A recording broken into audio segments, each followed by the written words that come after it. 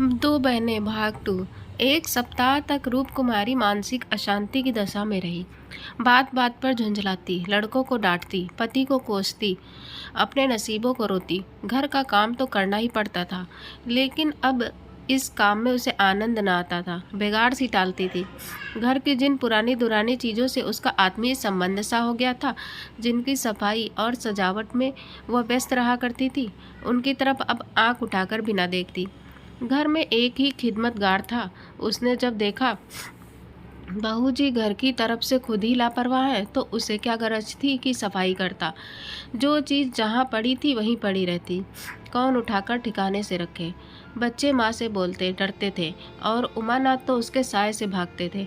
जो कुछ सामने थाली में आ जाता उसे पेट में डाल लेते और दफ्तर चले जाते। दफ्तर से लौटकर दोनों बच्चों को साथ ले लेते और कहीं घूमने निकल जाते। रूप कुमारी से कुछ कहना बारूद में दिया सिलाई लगाना था। हाँ, उनकी यह तहकीकात जारी थी। एक दिन उमानाथ दफ्तर से लौटे तो उनके साथ गुरुसेवक भी थे।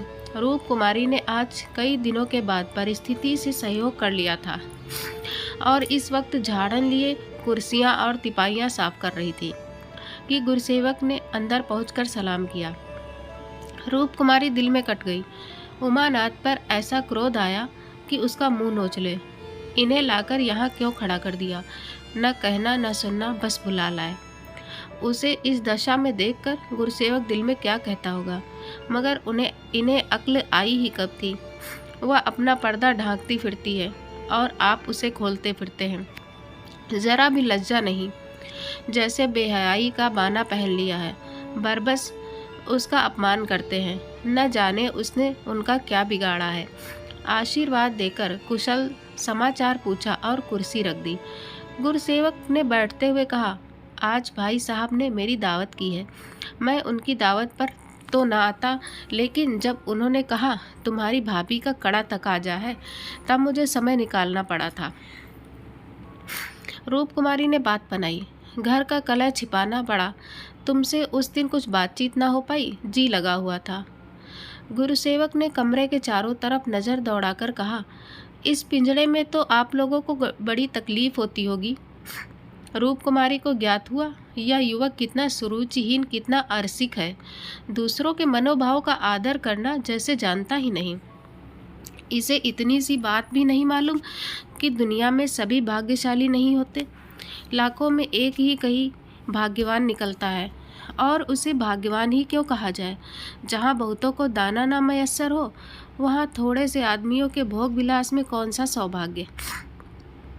जहाँ बहुत से आदमी भूखों मर रहे हों, वहाँ दो चार आदमी मोहन भोग उड़ाएं, तो यह उनकी बेहयाई और हृदयहीनता है, सौभाग्य कभी नहीं। कुछ चिढ़कर बोली, पिंजड़े में कटघरे में रहने से अच्छा है।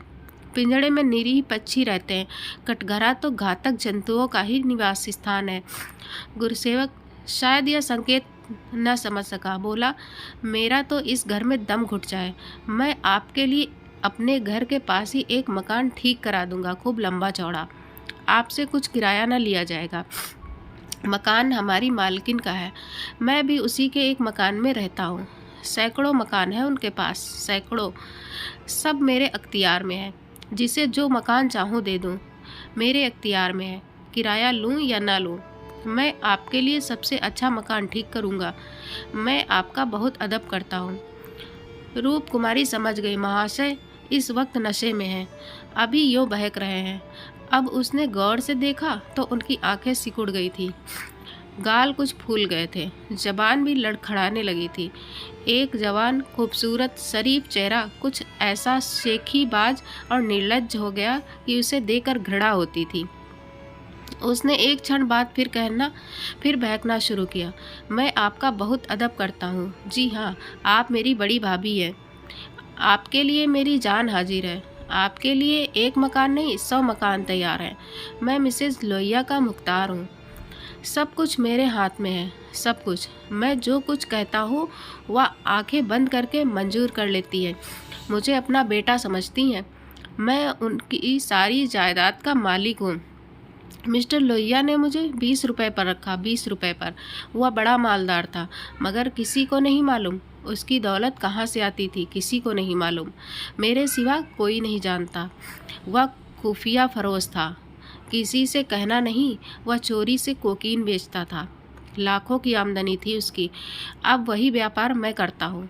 हर शहर में हमारे खुफिया एजेंट हैं।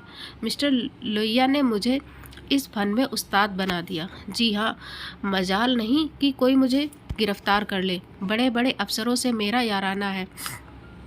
उनके मुंह में नोटों के पुलिंदे ठूस ठूस कर उनकी आवाज़ बंद कर देता हूँ। कोई चू नहीं कर सकता।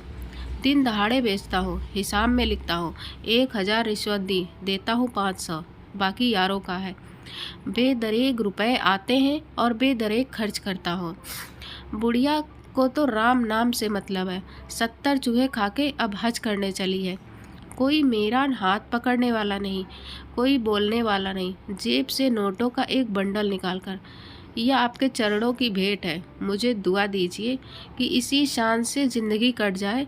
तो जो आत्मा और सदाचार के उपासक हैं उन्हें कुबेर लाते मारता है, लक्ष्मी उनको पकड़ती है जो उसके लिए अपना दीन और ईमान सब कुछ छोड़ने को तैयार है। मुझे बुरा न कहिए, मैं कौन मालदार हूँ। जितने धनी हैं वे सबके सब लुटेरे हैं, पक्के लुटेरे, डाकू। कल मेरे पास रुपए हो जाए और मैं एक धर्मशाला बनवा दूँ, फिर देखिए मेरी कितनी वाह वाह होती है। कौन पूछता है मुझे दौलत कहाँ से मिली। जिस महात्मा को कहिए बुलाकर उससे प्रशंसा करवा लूँ। मिस्टर लोहिया को महात्माओं ने धर्मभूषण की उपाधि दी थी, इन स्वार्थी पेट के बंदरों ने। उस बुढ़े को जिससे बड़ा कुकर्मी संसार में न होगा। यहाँ तो लूट है। एक वकील आध घंटा बहस करके 500 मार लेता है। एक डॉक्टर जरा सा नस्तर लगाकर 1000 सीधा कर लेता है। एक जुआरी स्पेकुलेशन में एक दिन में लाखों का न्यारा व्यारा करता है। अगर उनकी आमदनी जायज़ है तो मेरी आमदनी भी जायज़ है। जी हाँ, जायज़ है। मेरी निगाह में बड़े से बड़े मालदार की भी कोई इज्जत नहीं। मैं जानता हूँ वह कितना बड़ा हथकंडेबाज है। यहाँ जो आदमी आंखों में धूल झोंक सके वही सफल है। गरीबों को लूटकर मालदार हो जाना समाज की पुरानी परिपाटी है। मैं भी वही करता हूँ जो दूसरे करते हैं। जीवन का उद्देश्य है ऐसा करना। खूब लूटूंगा, खूब ऐश करूंगा और बुढ़ापे में खूब खैरात करूंगा और एक दिन लीडर बन जाऊंगा। कहिए गिना दूं? यहाँ कितने लोग जुआ खेल खालकर करोड़पति हो गए, कितने औरतों का बाजार लगाकर करोड़पति हो गए। सहसा उमानाथ ने आकर कहा, मिस्टर गुरुसेवक क्या कर रहे हो? चलो चाय पी लो, ठंडी हो रही है। गुरुसेवक ऐसा हड़बड़ा उठा मानो अपने सचेत रहने का प्रमाण देना चाहता हो, मगर पांव लड़खड़ाए और जमीन पर गिर पड़ा। फिर संभल कर उठा और झूमता झूमता ठोकरे खाता बाहर चला गया। रूप कुमारी ने आज़ादी की सांस ली। यहाँ बैठे बैठे उसे हौलदिल सा हो रहा था। कमरे की हवा जैसे कुछ भारी हो गई थी। जो प्रेरणाएं कई दिन से अच्छे अच्छे मनोहर रूप भरकर उसके मन में आ रही थी, आज उसे उनका असली विभत्स घिनौना रूप नजर आया। जिस त्याग, सादगी और साधुता के वातावरण में अब तक उसकी जिंदगी गुजरी थी, उसमें इस तरह के दांव पे छल कपट और पतित स्वार्थ का घुसना बिल्कुल ऐसा ही था जैसे किसी बाग में सांडों का एक झुंड घुसा है। इन दामों वह दुनिया की सारी दौलत और सारा ऐश खरीदने को भी तैयार न हो सकती थी। नहीं, अब राम दुलारी के भाग्य से अपने भाग्य का बदला न करेगी। वह अपने हाल में खुश है। राम दुलारी पर उसे दया आई, जो भोग विलास की धुन और अमीर कहलाने के मोह में अपनी आत्मा का सर्वनाश कर रही है। मगर वह बेचारी भी क्या करे, और गुरु सेवक का भी क्या दोष है। जिस समाज में दौलत पूछती है, जहाँ मनुष्य का मोल उसके बैंक अकाउंट और टीम टाम से आका जाता है, जहाँ पग पग पर प्रलोभनों का जाल बिछा हुआ है और समाज की कुव्यवस्था आदमी में ईर्ष्या, द्वेष, अपहरण और नीचता के भावों को उकसाती और उबारती रहती है, गुरुसेवक और राम दुलारी उस जाल में फंस जाए, उस प्रवाह में बह जाए तो कोई अचरज नहीं। उसी वक्त उमानाथ ने आकर कहा, गुरुसेवक यहाँ बैठा बैठा क्या बहक रहा था? मैंने तो उसे विदा कर दिया। जी डरता था कहीं पुलिस उसके पीछे न लगी हो, नहीं तो मैं भी गेहूं के साथ घुन की तरह पिस जाऊं। राम कुमारी ने क्षमा प्रार्थी नेत्रों से उन्हें देखकर जवाब दिया। वही अपनी खुफिया फरोसी की डींग मार रहा था। मुझे भी मिसेज लोहिया से मिलने को कह गया। जी नहीं, आप अपनी क्लर्की किए जाइए, इसी में हमारा कल्याण है। मगर क्लर्की में युवा ऐस कहाँ? क्यों ना साल भर की छुट्टी लेकर जरा इस दुनिया की भी सैर करूं? मुझे अब इस ऐश का मोह नहीं रहा। दिल से कहती हो? सच्चे दिल से। उमानाथ 1 मिनट तक चुप रहने के बाद फिर बोले, मैं आकर तुमसे यह वृत्तांत कहता तो तुम्हें विश्वास आता या नहीं? सच कहना। कभी नहीं। मैं तो कल्पना ही नहीं कर सकती कि अपने स्वार्थ के लिए कोई आदमी दुनिया को विष खिला सकता है। मुझे सारा हाल पुलिस के सब इंस्पेक्टर से मालूम हो गया था। मैंने उसे खूब शराब पिला दी थी कि नशे में बहकेगा जरूर और सब कुछ उगल देगा।